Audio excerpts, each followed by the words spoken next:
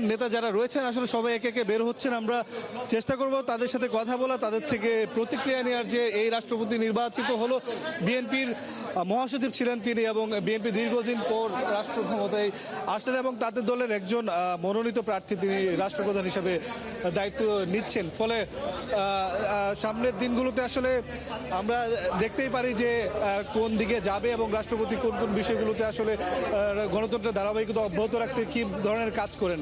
কিন্তু এই মুহূর্তে আমরা দেখছি যে যিনি রিটার্নিং কর্মকর্তা ছিলেন নির্বাচনের এবং বাংলাদেশের প্রধান নির্বাচন commissioner CEC K M Nasir Uddin তিনি বেরোচ্ছেন। আমরা একটু চেষ্টা করব তার সাথে কথা বলার জন্য, একটু প্রতিক্রিয়া নেওয়ার চেষ্টা করব যে তারা আসলে নির্বাচন কন্ডাক্ট করে। স্যার আমরা একটু লাইভে আছি স্যার, যদি ঐতিহাসিক নির্বাচন স্যার এটা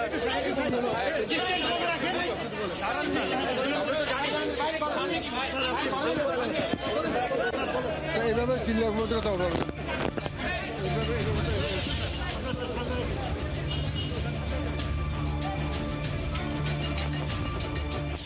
করেছি এবং আপনারা দেখেছেন আমি প্রায় 3.5 ঘন্টা বসেছিলাম।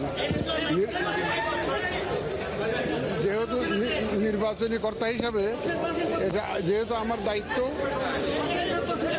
আমার সাথে আমার সহায়ক কর্মকর্তারা ছিলেন, তারা আমার এই নির্বাচন পরিচালনায় আমাকে সাহায্য করেছেন।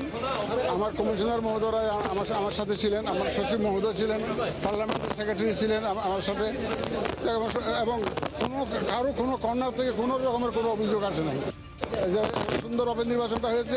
আপনাদের সবাইকে ধন্যবাদ। আজকে হয়ে যাবে ইনশাল্লাহ। লাবণী, প্রধান নির্বাচন কমিশনার অর্থাৎ সিএসি যিনি রিটার্নিং কর্মকর্তা ছিলেন তিনি কিন্তু বলছিলেন যে গেজেটটা আজকের মধ্যে প্রকাশিত হবে এবং বাংলাদেশের রাষ্ট্রপতি হিসাবে মির্জা ফখরুল ইসলাম আলমগীর বেসরকারিভাবে বিজয়ী হয়েছেন এবং অল্প সময়ের মধ্যে হয়তো তার গেজেট প্রকাশিত হবে।